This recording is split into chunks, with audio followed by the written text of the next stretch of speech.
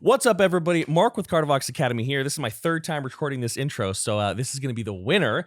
But today we are getting back to some of these co-reactions. We took a break from them mostly while we were doing the contest. The vocal contest is still running. It's almost done. August 1st, around then is when you get some updates. But we're getting back to these co-reactions right now because they're one of my favorite types of vocal videos to do. We've talked with Lucas Nikolai of Mental Cruelty recently. That was an awesome conversation. We've got a video being edited right now. It might go up before this one. Megan Target of Vexed. That was really cool. And today we're going to be talking with Dave Simonich of Signs of the Swarm.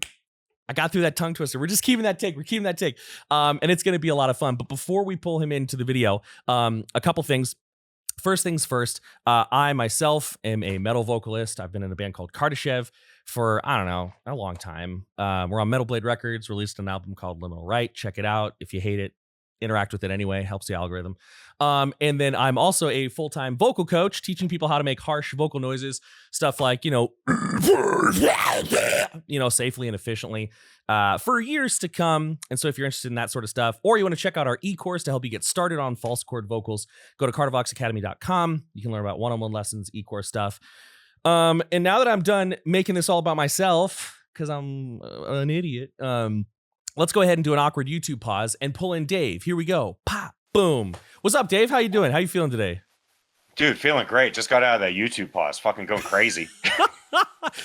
During that YouTube pause, I was telling you, like, I got to make sure I'm not making any mistakes. And I just realized I had one of the wrong screen captures open. So people are going to get a little bonus frame of what Streamlabs looks like. But we made it through. We made it through the YouTube pause. But yeah, how you feeling, man? Today, how you doing? How's Dude, life? How's all of that? Catch me up on the details, man. Dude, I'm feeling great. Just super hectic schedule, you know what I mean? Records coming out July 28th. Getting married, got a bunch of tours coming up. Just life is coming in full swing, dude. And I'm just living it as hard as I can. Dude, I knew about the album. I didn't know you were getting married, dude. That's exciting. That's cool. Hell yeah. Thank you. Yeah, fucking getting married in Santorini, Greece. Oh, shit. Okay. Yeah, I'm doing the whole destination wedding. Just me and my lady getting out of here and just doing it. We're going to live stream it for everybody to watch, whoever wants to watch it. Yeah, if I can just going balls to the wall for it, Yo, like that is a very special person you found who's like, yeah, you know what, our wedding, let's turn it into content. Hell yeah. Because let me tell you, people who watch that's gonna be pretty cool. I feel like that'd be stressful though, but you know what, you can handle it. Dude, the only stress that we're worried about is her tripping on the stairs walking down. That's the only thing we're worried about. And honestly, she got herself some real comfy shoes, and it's gonna be smooth sailing. It's gonna be beautiful. Is she doing the whole tennis shoes under the wedding dress thing? Nah, dude, she's balling out. Straight heels. She got it. She's like, I am rocking these bitches. Trust. And she did some test walks down some steps with them, and she was like, these are it, Dude, y'all are tough as nails. I love it. I'm excited. I'm excited for that, dude. That's exciting. I got married a couple years ago, and it's been dope. It's kind of weird because the wedding is this big, amazing experience, and then you wake up the next day and you're like, all right, so we having toast for breakfast or cereal. I guess we could go to the grocery store. So it's life kind of goes back to normal, but it's fun. It's fun. It's kind of like you get to hang out with your best friend who you're also in love with forever. Sorry, Quigs, that's not what you. I'm saying. But anyway, okay, cool. So let's talk some music here. So we're checking out a new video coming out, Dreamkiller here, and I'm pretty excited about it. I'm excited about it because I get a lot of questions about your vocals all the time, both from my students and just on the channel, and sometimes people will email in and ask. And so I'm kind of interested to talk to you about your vocals and your delivery and all this stuff, while we check out this video. But tell me a little bit about this video. Most people, they have me go into these blind, but maybe you'll give me some context as to what we're looking at, what stories being told, that sort of thing. With this one, we wanted to convey the feeling of doubt ruining your dreams. We really wanted to paint that picture. It's in the video of the dude's painting. But we wanted to do a really big sound.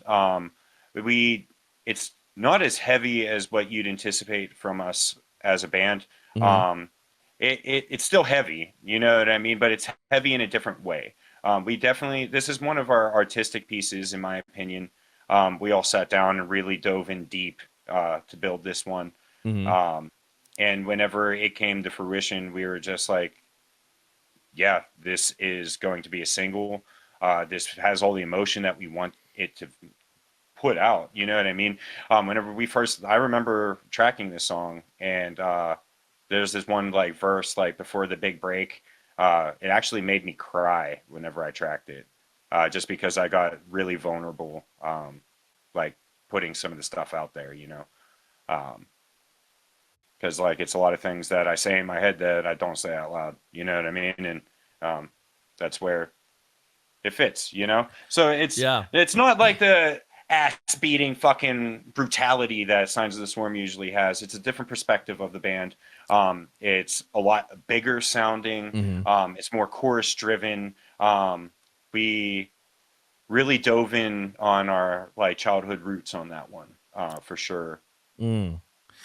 And Well, whenever I say that, I mean like Creed.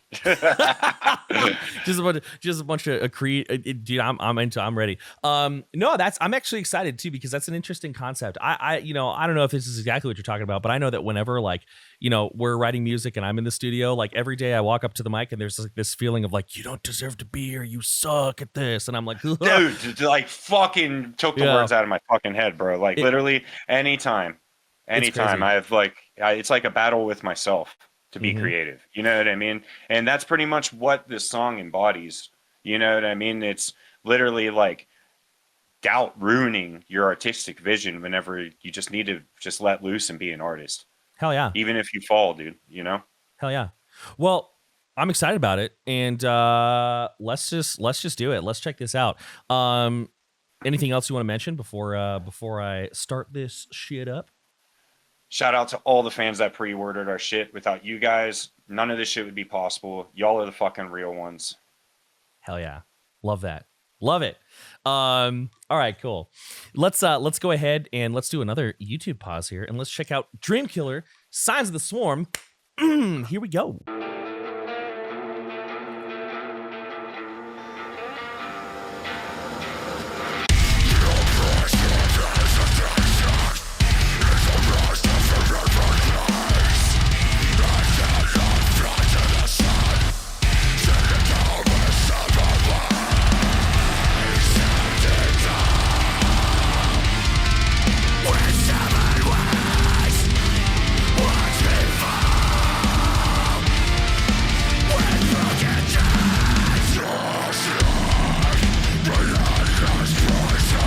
It's actually a good place to pause already because we've got a transition. So I'm really actually glad this song opened the way that it did because this is a really good example of how we can talk about how your voice is kind of funky, man, but in a really cool way. And this is one of the questions I always get. It's like, so this opening scream you're getting, it's making my job easy because it's very like forward in the mix. It's not isolated, but it's quite audible, right? And one thing I've always found interesting about your voice, and a lot of other people find interesting about your voice too, is that it sounds very compressed yet very open at the same time, right? Like I hear a lot of closure, and when I say not tension's not the right word, activation maybe in the muscles in the back of the mouth. So it's almost like there's like this going on, and yet it doesn't seem to like impact the breadth or the width of your voice. So I guess this is a really long-winded way of me asking you like, how do you get that like kind of, I feel like that's a very signature like Dave sound. What are some of the things you're doing like with your articulators when you're just doing that big crunchy sound? Whenever I watched your one video analyzing the analysis of like Amongst Low and Empty, and I really like how you put the terms of like fry dominant or false chord dominant. I feel like that's a very accurate approach of how I like to think of vocals. With my signature style, quote unquote, I would say that it's mainly false chord dominant. Really? I would like to say that it's more false chord dominant, and it's mainly just like classic setup where you kind of just like do a little unhinge on the jaw and do the tongue curl back. Oh, like yeah. Just classic false chord placement. You know what I mean? Yeah. A lot of my, I like to call it my sugar that's on my voice, comes from my perfect imperfections. I naturally have a speech impediment, and I salivate a lot. So me trying to battle those two obstacles while doing vocals is where I am really achieving the wetness and the tightness, and it's like really trying to battle like, oh fuck, if I let this side of my cheek salivate too much, it's gonna go, you know what I mean? And it's gonna make a fart noise. And like it's just like I have to. It took me a while to figure it out, where it was like the most comfortable for my body personally. Yeah. A lot of it is being very relaxed. Yes. I notice a lot of people like tense up a lot. Amongst the Low and Empty, almost every single vocal that was tracked sitting down or with my feet on top of a music stand. No To the way. point where, yeah, like, dude, I'm talking about like, You're right. not even joking, Yeah. Um, fucking, most of the placement, it's just like how I mentioned about the jaw. A little bit of like, I want to say like activation here. I don't want to say tension because Sure. I feel like that's the wrong word.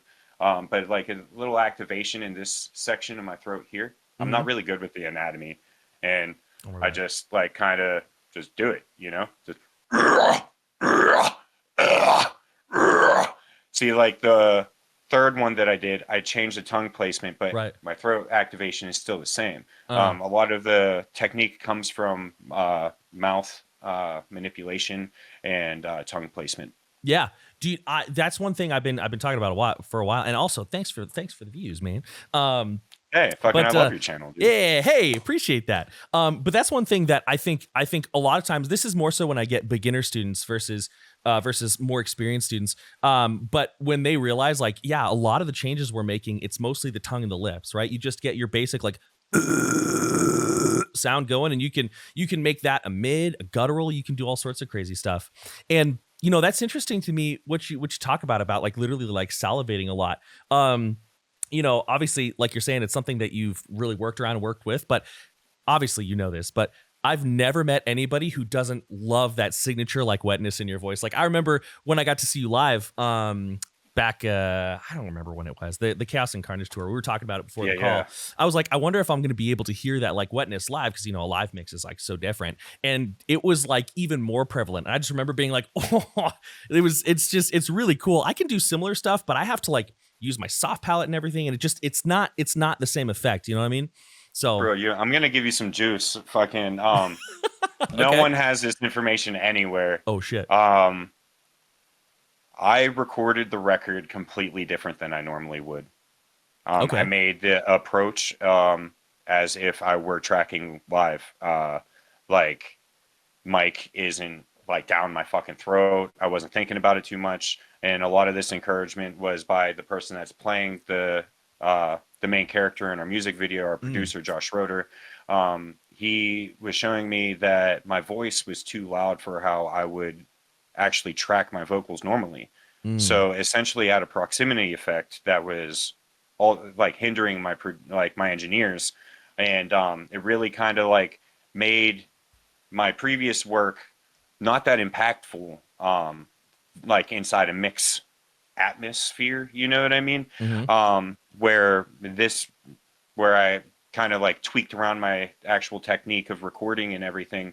That's where I feel like that my vocals are a lot more lively and just more in your face, more, sits in the mix perfectly.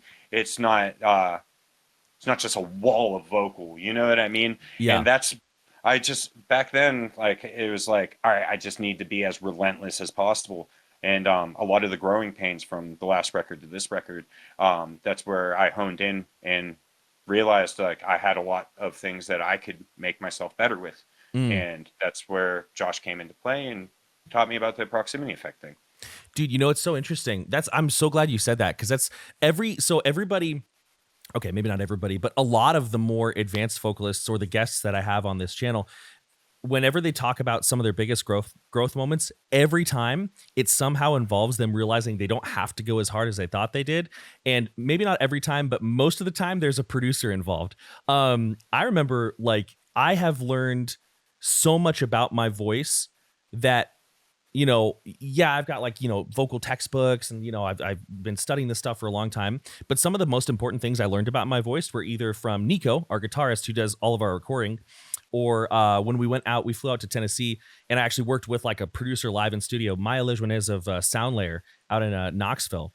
And just from learning how your voice behaves kind of differently and has different strengths and weaknesses in a studio setting, like it's crazy. It's crazy the stuff you learn when you have a good producer at the helm. So I'm really, and sometimes I feel like our producers don't get enough of a shout out. So shout out to the producers. That's why I need to shout him out, man. He like helped me grow as a musician as a whole. That whole experience, just really helped me become a better man all the way around.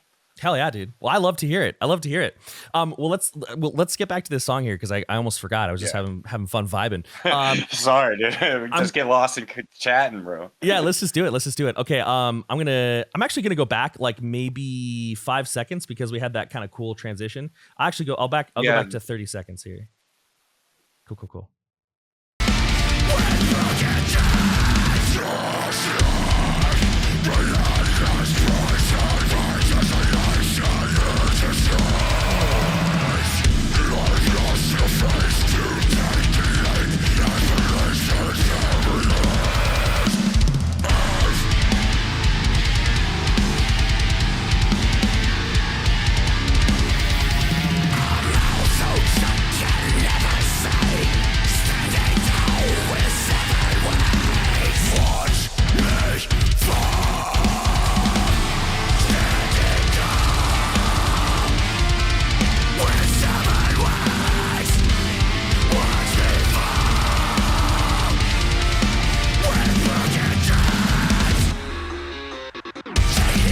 That's another good place to pause as well. So, one thing I'm noticing that's not to do with vocals at all. Those ladies have some creepy makeup, dude. Like, shout out to whoever did their makeup, because that's like Missy. Silent Hill stuff.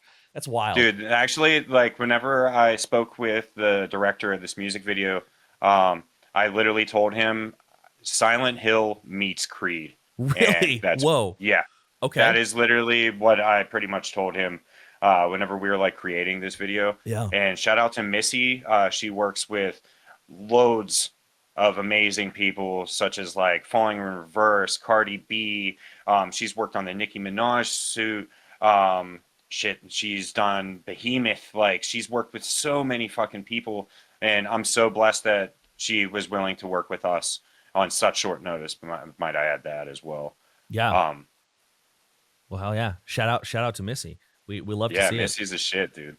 So I appreciate that you gave me that kind of context, because I'm kind of listening to that. You're like, this song is very much about like the message. It's about like what we're trying to say. And so, maybe I'm just kind of inserting this.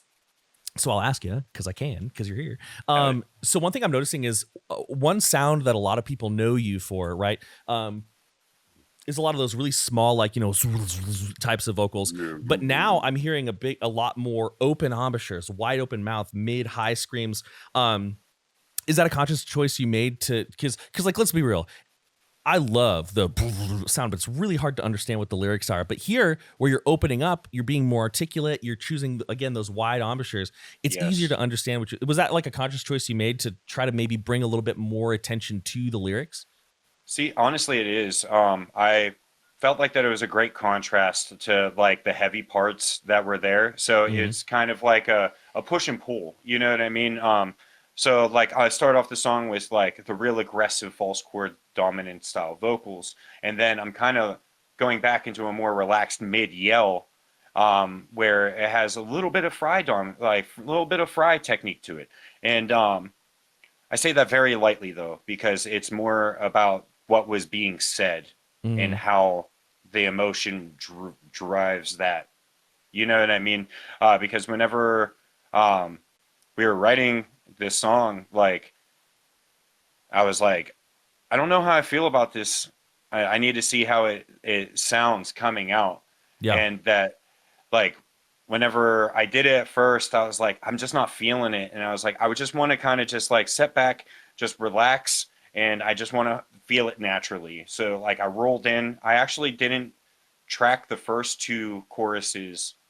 I skipped to the last one. And I wanted to feel the really big part. I wanted to kind of just like let it drive where my voice needed to go. You know what I mean? Yeah. I will say that with this song, I definitely let like the natural instinct take over for this. And that's where I wanted the voice to be more noticeable. I wanted people to understand what I'm saying. Sure. Like I want people to hear it and be like, "Oh, you want watch you fall with broken dreams? What are you talking about?" You know what I mean? Like, standing tall with severed wings. What the fuck are you talking about? That's going to make them want to read those intensely distorted vocal lines where it kind of builds that gap of what you're hearing easily versus what you're having a hard time picking out. At least that's like my concept of just a normal listener, somebody that Sure. like doesn't listen to metal all the time. I really tried to kind of dial it back a little bit with this one and really just hone in on where the emotion kind of influenced and like let the natural instinct kind of take over. But it was definitely a conscious choice though. Yeah. Where I wanted the chorus to be like, I wanted people to hear it and I want them to be like sitting there driving down, tapping on their fucking steering wheel, just Yep. watch me fall. You know what I mean, dude? Like, and No. the whole watch me fall thing, that's kind of like a reoccurring thing that kind of goes within my lyrics as well. I always talk about this point of where I'm about to fall. Yeah. I'm about to fail. It's like me releasing some vulnerable emotions and thoughts that I have in previous work. And this is like a climactic, like resurgence of that. You know what I mean? Kind of like how David from King 810, like he references like I'm the fucking boogeyman or like Murder Town. You know what I mean? Like it's like a staple to like his image. That's kind of something that I like to staple to mine because like I feel like that really like just like how the world is, people can literally watch me fail all day. You know what I mean? They could just click a video and just be like, man, that guy sucks. You know, but but fucking, you know, fucking sorry, I got rambling. Sorry. No, you're good. That's a cool. You know, it's interesting that when you were performing the song, you said like, I want to, I hear what you're saying about kind of letting loose and following your emotions and stuff, which I think is a really cool way to do it. But it's also interesting that you said like, hey, I want these two lines to be more audible because I want to like pull people in to read the lyrics, because I know I've talked with some metal vocalists who they care about their lyrics, but it's not really that important to them whether or not people like crack open the jacket. What year is it? But like they look up the lyrics on darklyrics.com, Dude, I love that website. right? We all do. I remember whenever I first got posted on there, bro, I was like, yeah, dude, I bet that was that's like when I saw that we had like a metal encyclopedia entry. I was like, no way, it's real, guys. That's what I'm saying, dude. Fucking, you know what I'm talking about. I know what you're bro. saying. But yeah, I've talked to plenty of vocalists who, they care about their lyrics, but whether or not the fans engage with it is not that big of a deal. For you, like, do you hope that the majority of your fans do say like, okay, this is cool music, but I want to like dig into what like he's actually saying? Is that like a big thing, or is it like you hope so? Tell me about that. I really hope so because this industry, this genre of music saved my life personally. I was introduced to it whenever I was in a very low point in my life. I thought I was very alone, and it brought me in, and it showed me community. It showed me friendship. It showed me what is more in the world than just what's inside my small little county. You know what I mean? Like, and the lyrics of like the songs that I've listened to in the past, like the Red Shore, Whitechapel, shit like that, fucking like that stuff saved me. And I hope that my lyrics hit somebody out there. It could just be one person that is living the shit that I have been through, and they could be like, yo, I'm not alone. Personally, you know what I mean? Yeah. Like that's a big goal of mine. I am in the position that I am in because I have a debt to pay. That is the way that I look at this music world. Sure. It saved me, and I hope that I can kind of help somebody.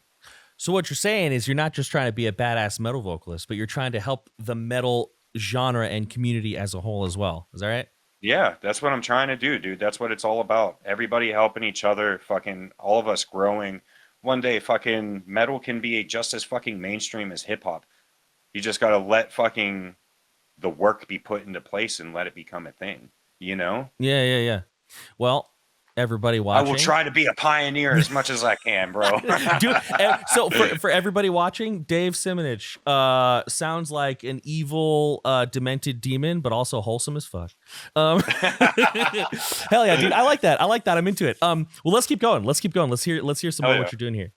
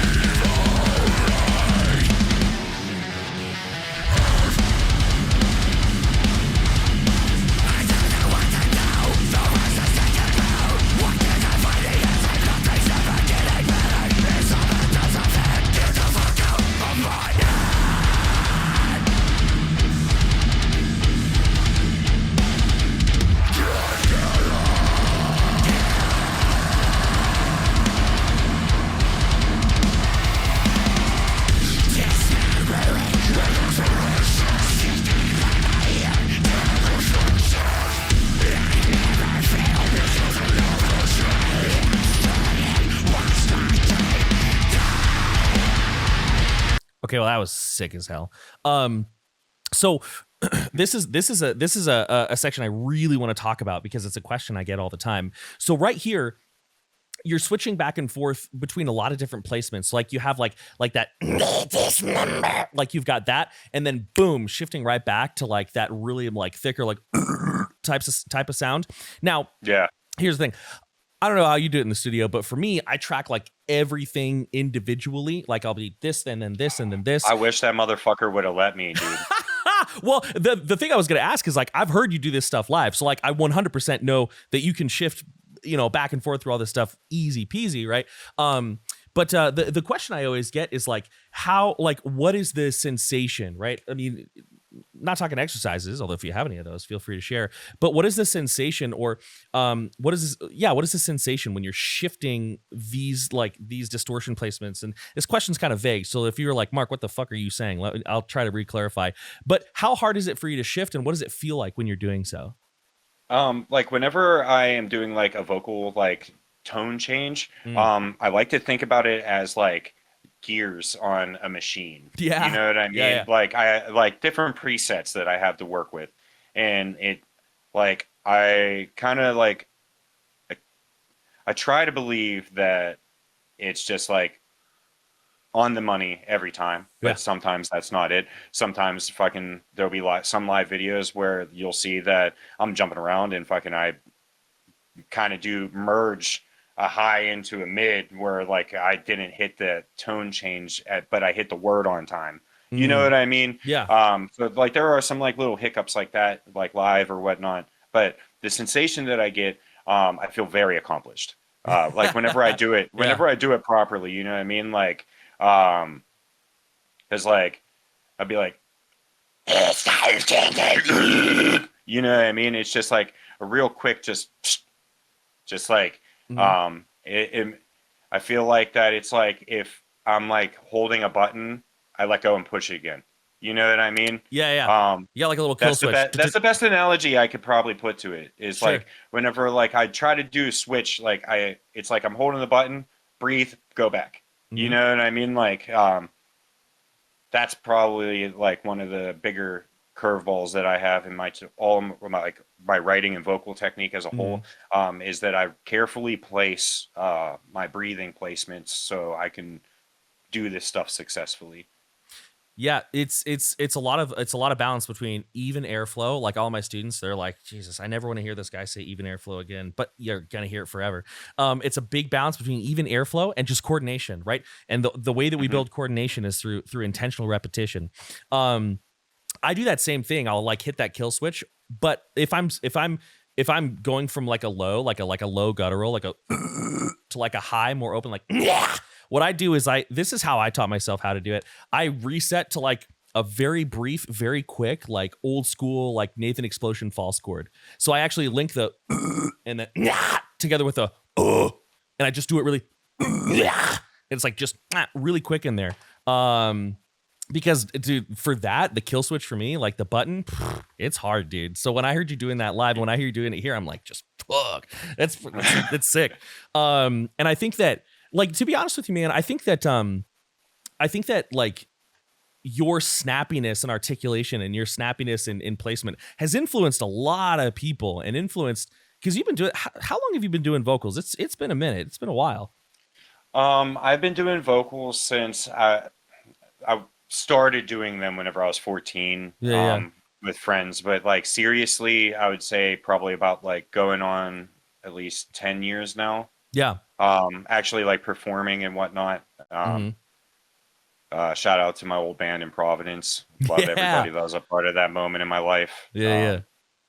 Literally, if it weren't for them, I wouldn't be here probably, you know? But yeah, brain fart. Sorry. Dude, I have those all the time. Like, that's my life. But yeah, dude. Anyway, I'm just pumping your tires, dude. I'm just saying, I love how articulate and quick you are, and how easily you switch styles. Thank you. Also, whoever this is, that's a sick tattoo. But that is Carl, and that blackout piece is very cool. We've all got tattoos. We've all got tattoos that like are not the best. Like I've got a tattoo here. The line work. The guy was, I'm pretty sure it was drunk. The line work is just. I'll show you since you're tattooing now. I'll show you after the video. Yeah. I'll zoom in and you'll be like, that's it. Actually, speaking of tattooing, I have a quick funny story for you that people will like. Yeah. So I'll get it. 1 second.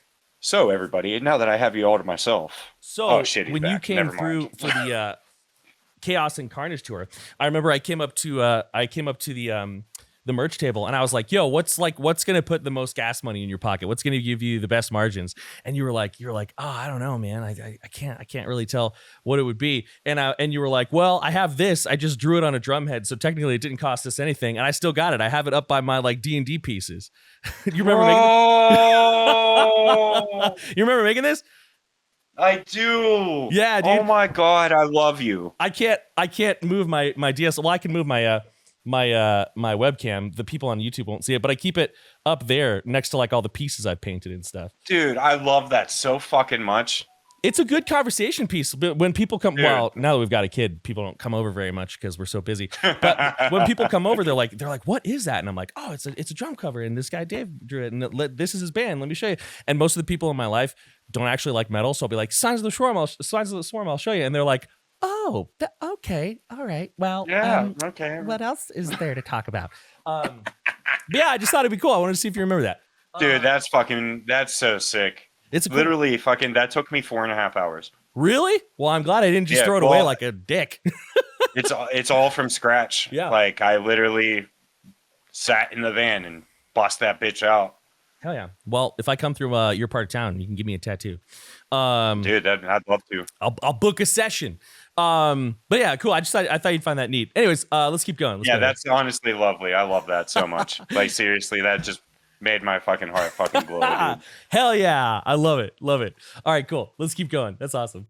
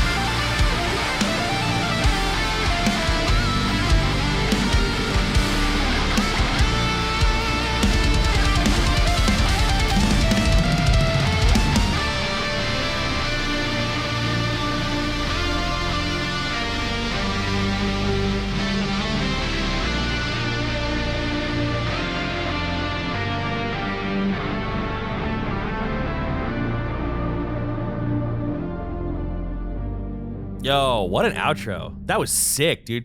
So I was gonna pause it and then I was like, oh, we're almost at the end. I'm not gonna pause it. So yeah, that was awesome. Like, okay, so I hope y'all do like the heavy, nasty, sludgy stuff forever, but this is a cool sound too. Like heavier at the beginning, then kind of opening up and ending with this more ambient, yet still sort of like I'm a sucker for an ambience, let me tell you. And it's also kind of cool. Anybody who watches this channel regularly knows that just as a point of preference, I do not generally like guitar solos. I'm always just like, okay, yeah. But I appreciate that one was like, now I'm also not a guitarist, so I'm not going to act like I could tell anybody how to play guitar. This is all just preference based. But that was very enjoyable. It wasn't just like, hey, I can sweep chromatic scales nonstop. Look at me, guys. You know what I'm saying? That was sick. I kind of forgot what I was going to talk Carl about. build that up. Did you really? Helped Carl build that up. Yo, yeah, hell fucking yeah. we were like he came for the second round of the studio and he was like riffing around and I was like, yeah, tweak it that little bit. Don't do that scale too much. Do this. And fucking then it grew to that and I was like, my man, let's go. Dude, Fucking Go ahead. Yeah. but him coming in that last week, that's whenever we actually had him introduce some of the clean singing. I know everyone's gonna fucking shoot me for clean singing in deathcore, but what the fuck ever. You'll be all Get right. over it. You know what I mean? Fucking it fucking grow up. Fucking we wanted to create a roller coaster ride, you know what I mean? And there's got to be that point where you're just like, oh, finally, I get to chill for a second. You know what I mean? Like, yeah, dude. I live for that. I live for any song that just like preps me and then just like launches me into the clouds. Like I'm at least gonna think it's pretty good, you know. So I think you'll be all right. Like people are starting, maybe 4 or 5 years ago, people really hated singing deathcore, but I think people are starting to come around. I think people are starting to come around to it, be a little bit more. I mean, you will get people hating on you, but you're a metal vocalist, so you already get like, you know, classic rock fans in your YouTube comments being like, "This isn't singing," you know. It's like, right? What's new? But anyways, anything else you wanted to add before I pepper you with more questions? Yeah, I'm very stoked on how Carl's like clean singing performance came out. It was something that we weren't sure if it was going to sound good whenever we kind of did it, and then it kind of came into a point where like I added some stuff in afterwards, and it helped like just make it ascend to the next level that much further. You know what I mean? Yeah. Like the chorus was so sick, but after he added in like the "Watch me fall," you know what I mean? Like something where like people can just grasp onto it. That's a normal person. They don't need to be skilled in any sense of vocals or anything. They hear this like chorus that's been so repetitious throughout the whole song. Now they have a point where like they can like literally belt it out with us. You know what I mean? We really wanted to have a chorus driven song whenever we were building this, and we definitely hit that mark. Yeah, I would say so. And I think that's so. One thing, I didn't come up with this term. I heard it somewhere else. I don't remember where. But one thing that I think is kind of cool and that I'm enjoying, I think maybe deathcore is doing this a little bit more than it used to, but I could totally be wrong. We were talking about this before the call. You, with your metal nerd knowledge, or Mikey from Angel Maker with his metal nerd knowledge, could tell me if I'm totally wrong. But I feel like deathcore is getting a little bit more. Some people would say pop influenced. Maybe I kind of think it is like kind of community focused, right? Like creating moments that. Sure, like shredding and heaviness is crazy, but moments where the whole crowd can be like, "Fuck me, Paul," you know, those moments where it's like a very community moment. You want everybody in this, or if they're in their car, you know, screaming along with you, right? I feel like moments that's like an energy that's like getting brought back. I will say that because like I want to say like a lot of the 2010 era of deathcore was just like how fucking heavy can we be? Oh yeah, you know what I mean? And then that's whenever like started implementing like slam elements and fucking just like the evolution just started taking place, you know what I mean? And I really feel like that it's I like how you're saying like a pop kind of standpoint, because realistically like this song is structured like a pop song would be, where the chorus is there multiple fucking times because we want you to sing that fucking chorus, you know what I mean? Like that is the chorus song, you know. Every band has like a formula, quote unquote. You know what I mean? I believe that the formula is being broken.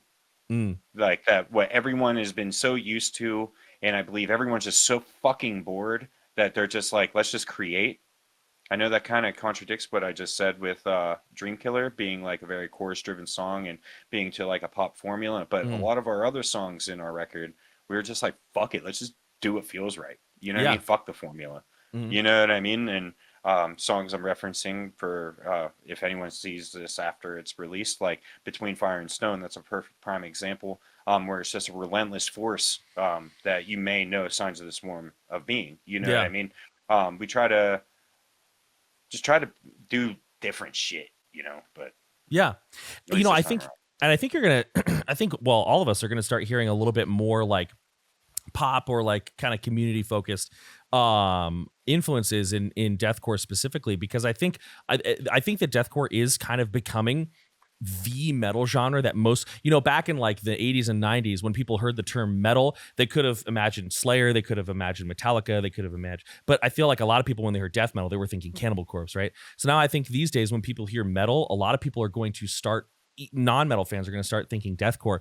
And I think part of the reason we're going to hear more of that is because pop and metal are slowly starting to overlap. I mean, I remember this was like 6 years ago when Billie Eilish had a hoodie that had her name, but it was like a deathcore logo, and everybody was Hmm. like, "Whoa!" And then little tiny things like Post Malone screams during his shows, and Drake, calling out Chaney as like somebody he really admires, Chaney from Entheos on Yeah, Instagram. yeah. So I feel like 10 years ago there were a lot of deathcore fans who were a little nervous to admit that they were also pop fans, and there were a lot of pop fans who like were a little nervous to be like, yeah, I like metal a lot actually. And so these things are starting now with the younger generation coming in, growing up, making music, being inspired. I think we're going to hear a lot more like hooks and a lot more um, uh,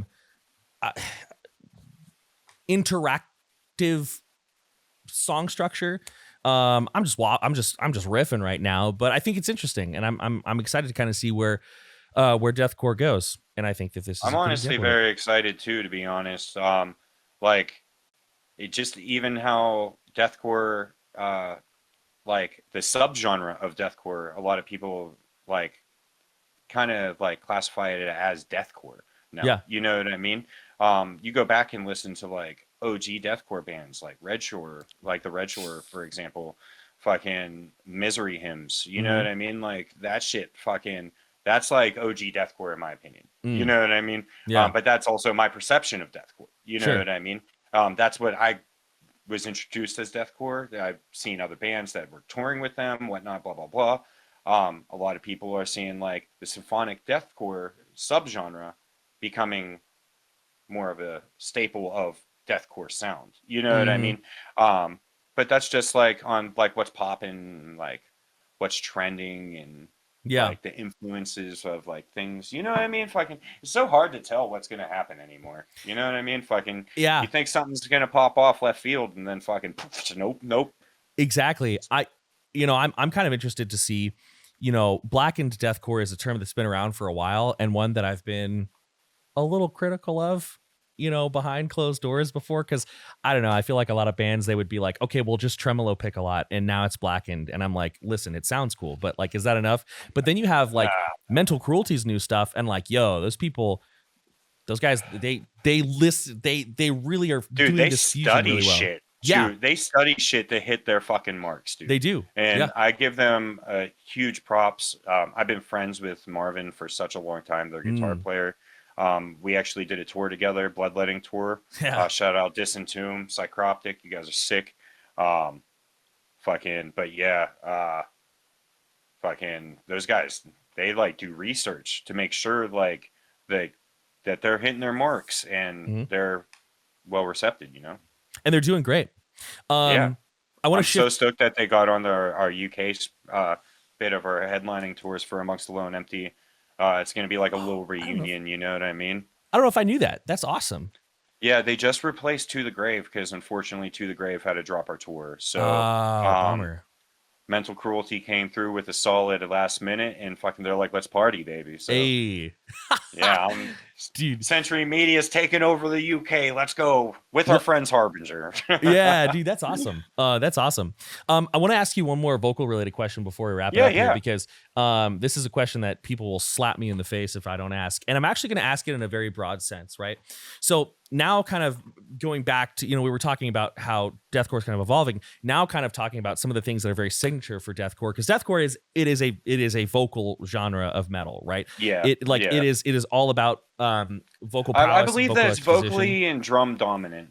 I believe that those are very key elements of deathcore. I can If see your that. drummer sucks and your vocal sucks, like fucking, That's you're true. fucked. That's You know true. what I mean? Like, Yeah. not trying to be a dick, you know what I mean? But if your drummer can't fucking blast, you can't play deathcore. I'm People are sorry. going to be critical. It's true.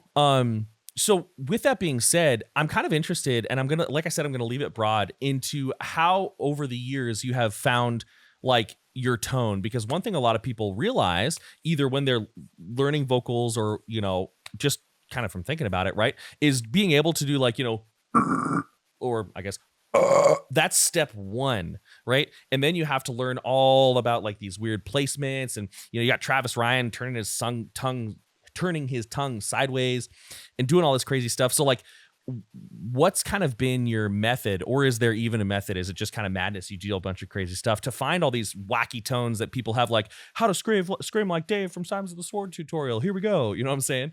Yeah, see, What's that like, like? whenever I I kind of I have this idea that's in my head.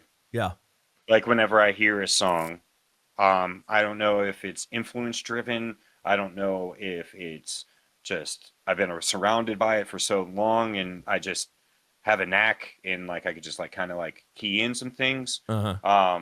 But most of it is a lot of trial and error, and that's whenever I'm at home and I'm literally screaming at that wall, and Yeah. hoping that fucking I could come up with something new. Like right now, I am working on getting our sixth record together, Yeah. and I'm starting to evolve my voice. And now, where people are still kind of understanding what I did with my voice this time around, I'm trying to find the next thing for me to kind of level up to. Um, don't want to give any spoilers, but I will say that it was like whenever I found the tone that I liked, it was being able to control it relaxed was a very important moment in my life. Oh yeah. Oh yeah. Once I figured out to relax, I would like to shout out a friend of mine, David Bernice at Extreme Vocal Institute. I had a couple sessions with him where we hung out and we talked vocals and just kind of just worked out, watched a lot of your videos. Hell yeah. I do a lot of research. Like, I believe that if you're immersed into your craft where it sustains your livelihood, that you have to work every single day. And if it's not learning, it's Mhm. practicing. And if you're not practicing or learning new things about your craft, then you're not in the right fucking place. You don't love it enough. That is 100% true. And I think you also kind of touched on something that's also really important, having a wide breadth. It's so funny, every once in a while I'll have a session with one of my students and they're like, "Hey man, I'm sorry." And I'm like, "For what?" And they're like, "I watched an EVI video." And I'm like, "Hell yeah, was it good?" And they're like, "Yeah, he said this thing and it was helpful." And when I combined it with this thing that you said, it like really helped things click. And I'm like, "Yeah, you should watch a lot, get a lot of different opinions, see a lot of the landscape that's out there, Mhm. But it's funny. So for me, like playing around and keeping up with my tones, because I've got a 9-month-old, so like I have no time to practice. Over the past couple months, I've been getting him used to metal vocals, right? Because I'm like, yo, I'm gonna Oh, have to no practice shit. while I'm watching this kid. It's like now, like straight up, like right over here on the floor. Oftentimes, what we'll do is like we'll be playing, and one thing you do when you talk to a baby, you're like, this is your block. This is a blue block. Do you want the yellow block? No Now, shit. You're going, it's a blue. oh, dude, he's totally used to it now. He's totally used to it now. I'll be like, this is your rattle. It's a very cool rattle. Do you like it? What And if this motherfucker is just straight spitting bars at 5, bro? dude, What he might the be, fuck? because now I'll just be like, do you want to go play outside? And he'll be like, I want to play outside. Yeah, Let's dude. go. And my Oh my god, that is fucking gold. my wife sometimes she'll be like, oh, you're gonna scare him, and I'll be like, are you scared? And I'll go like, it's funny when I do gutturals. He'll like look at my mouth and he'll be like, That's so So fucking that's how funny. I've been working in my practice, dude. I just scream at my kid and he loves it. He claps and he smiles and he's like, whoa, what's going on? So I don't know. Either he'll be an amazing metal vocalist or he'll be like, I am so sick of those stupid sounds my dad always suggests. I'm going country. And the thing is, he'll be like, I'm going country to spite you. And I'll be like, yo, hell yeah. We should do like some like Make folk, that bag, baby. like some Make that Appalachian, bag. like cool. Anyway, I'm just rambling. Well, this song is sick, dude. I love the approach. I love I don't know if it's like a new sound, but I like how to bring about some of the more of the emotionality. You like eased back on the heaviness a little bit. I mean, it's still fucking rips. It's still heavy as shit. But like I like the artistic choices y'all made. I think it's really solid. Anything else you want to mention? Anything else you want to plug? If they're on the rare chance that anybody is watching this and they don't know who y'all are, which would blow my mind. What sort of things you want to say before we wrap it up here? I would like to kind of talk about one vocal style that I get asked a lot. Hell yeah, let's do it. I'm ready. It's that really low, like the real ugly sounding one. Thank you, because that's something I should have brought up, and I'm an idiot. And I was like talking about all this other stuff. I know exactly what you're talking about. Hit me with it. Yeah. See, like this song like doesn't have it in there, and like I remember whenever we were scheduling this, I was like, "Fuck, dude! Like we're picking like the most unvocal flex song there is to do this, bro. Like, come on." And I was like, whatever, fucking, it's an awesome song. Fucking, it shows some different shit. But the vocal style that a lot of people ask me about is I like to call it my toilet bowl vocal. Yeah. It's like a joke that me and my friends made whenever I was like trying to like build it up, because they were like, it sounds like a toilet flushing, bro. You know what I mean? Like, a lot of it comes from activating this by the tongue fold flip down. I've never done where that like you're before. essentially making a taco.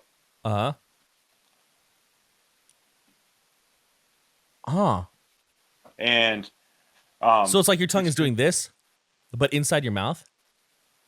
It's essentially but back. I've far never back done that in my life. to the point where you feel like this is choking you, but it's not. Okay. It's like you feel like you're almost about to swallow your tongue. Yeah. You push that back. This activates here. And then it's more of kind of a vocal, a false chord release vocal, coming from your diaphragm. A lot of mouth distortion.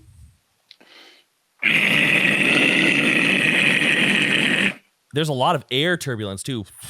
Exactly. There's a lot of force coming behind that. You're activating here, here, and through that tongue flap. You're creating a vortex around. Remember I mentioned about the salivating coming out of my cheeks? Yeah. This is one of my vocal techniques that I really have to watch it on. And if you notice, there'll be times I'll even press them in. Like whenever I'm doing live, I'll literally press my face because my dimples don't catch it good enough sometimes. Okay. Yeah. See what I'm saying? Like it don't catch it good enough. So sometimes I will actually physically push it there. Yeah. And it will close off that airway and this spit won't come flapping out. You know what I mean? Yeah. It's mainly whenever you're trying to pronounce words, it's really hard because you have your tongue pulled back. So you're essentially just talking like this the entire time. Essentially talking. You sound like the fucking guy from like Hannibal after he cuts off his fucking nose and eats his own fucking shit. You know what I'm talking about? Yeah. Oh yeah. Fucking, you sound like that guy essentially. And then that's whenever you add your distortion and you add your push. It's one of the vocal styles that I will fully admit that I cannot completely relax and do. This one, it is a very powerful vocal. It takes power to release it. It comes from that initial activation where it punches through that back and then it follows the flaps on the sides. Because like if you do it correctly, you'll be able to feel it like back in this part of your head. Uh-huh. You'll be able to hear the it's coming from there. Interesting. So it's like a Because like essentially I'm making a gate with my tongue. yeah. It's folded and it's slapped up to the roof. Is the tip of your Little tongue bit of touching your jaw bottom just- teeth, or is it like really back? Yeah, okay, it's really back. It's really back. Like you're really like it is a very uncommon like tongue placement, and it is how I've come to find my most favorable like tone that I can put out of my body. Can you manipulate that and do some other cool things with it? Absolutely. Sure. I will try to make it not go as low. Okay. A lot of it comes from the mouth shape of it, and a lot of it comes from the jaw.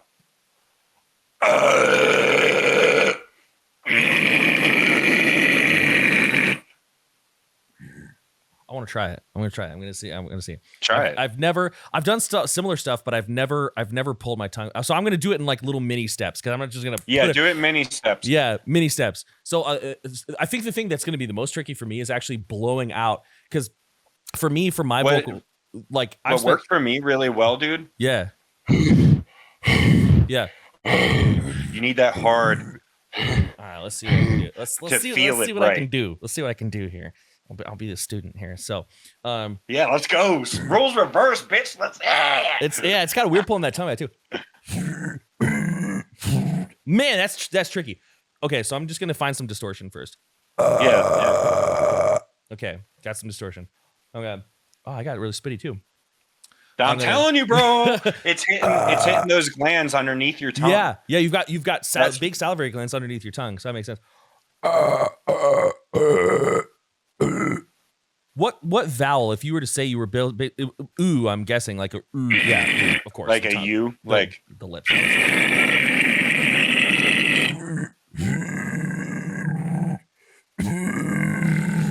That's the closest I'm getting today. I can't pull my tongue back. Like this is the farthest I can. It won't work for the people on YouTube, but this is the farthest back I can get my tongue right here. I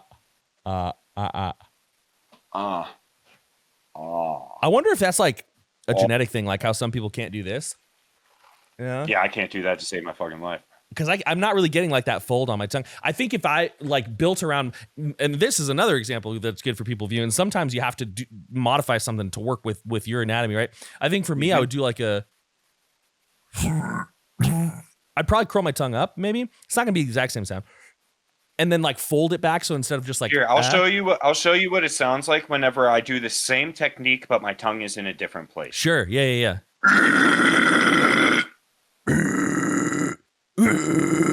And then a little bit more airflow. Yeah, fucking it adds a little more of airflow. What the tongue is really doing is creating that passage that goes through the roof of your mouth and it slips through the tip of your teeth, and then it gets amplified by your mouth like a megaphone. That's the closest I'm getting today. That sounds okay. Sounds all right. It's on the right track. Next time I see you, I'll let you feel around while I do it. You know what I'm saying? That's a soundbite right there. Yeah, dude. No, actually, the next time you're in town or sometime, because I might be able to help you do it a little bit more relaxed. That'll take some more. Dude, I'd love to talk shop with you. Fucking like I said, dude, I am always trying to improve myself in some shape or form. Oh, dude. So I'd love to have a personal fucking sit down with you at a show. Fucking, we could kick everyone out of the green room, have fucking talk shop. I'm sure some other motherfuckers on the tour would love to fucking have some time with you too. You know what I mean? Where, which, are you going to be on your European? Have you announced the locations, and everything, or is that still kind of? Yeah, for Europe, that stuff's unleashed. Okay. Next time I'm in the States and I'm going to be in Arizona, that's going to be around fall time. I'll be with Carnifex. Oh yeah. Okay. Yeah, well, it's their new album tour coming out. Gotcha. I might be in Germany at that time. I can't say for why, but late September, early October, I'm in Germany. Not playing a show. Sounds horny, dude. So I know, but it sounds horny though. I was like, well, maybe in Europe we'll cross paths. I don't know. We'll figure it out. Yeah. When are you gonna be in Europe? I'm gonna be in Europe in August. September. August into September. I'm there. Oh. I'm leaving. So I'm leaving September 27th. We're having my son's first birthday party, and then after the first birthday party, I'm jumping on a plane, and then I'm coming back, I believe, on October 2nd. So it's a very brief window. Oh shit. I know. But anyway, Well, all right. So we'll maybe be able to cross paths in the fall, though. You never know. Fingers crossed. I'm here. I'm hanging. I'm chilling. Well, let's go ahead. Let's. I know you got stuff to do, and I got stuff to do too. And I think honestly, we could probably talk for another like 4 hours. I know, right? Fucking. Yeah, but no, I appreciate you being on the channel, and I think like even though this one didn't necessarily have all the crazy techniques that you have, I think it was a really good example of how sometimes being an amazing vocalist is not just about having a bajillion tools in your toolkit, although it's awesome and I love it, and I'm always like, oh, when I hear it, but it's also about knowing how to interact with a song, about how to convey a message, how to let lyrics shine when they need to. And so I think a lot of people are actually going to like this video we did, and they're actually going to appreciate it. They'll be like, oh, actually this is seeing kind of another side of what it's like to be Dave is going to be neat. But yeah, anything else you want to add before we sign off here? Yeah, if anybody would like to purchase a record or any merch or anything, feel free to visit indiemerch.com or Empiricon. There are worldwide suppliers, indie merch for the US and Empiricon for EU, UK, that whole region of the world. We do have an Australia store for if you want to save some bucks if you're on that side of the planet. Other than that, just keep streaming the stuff. Come to a show. Come say what's up. We're not scary people. We love meeting people. We love hanging out. We're all in this for a good time, dude. So come say what's up. Hell yeah. Well, I love it. Again, wholesome as fuck. Well, thanks, man. I appreciate it. I'm really excited for the new album. We'll put some links to your merch store and stuff in the description so people can go snag that. But anyways, beyond that, as always, many thanks, much love. We're out. Thank you for having me, buddy. Hell yeah. Recorded one with Megan Target of Vexed. I'm really excited about that one as well. And today we're going to be talking with Dave Simonich of. Why can't we just fucking talked about just. All right, here we go. This is going to be the one. Oh yeah. You know what it is? It's the tension in the shoulders. That's what it is. I want that outtake at the end of the video. Well, that's up to Ludo. All right. You heard it, Ludo.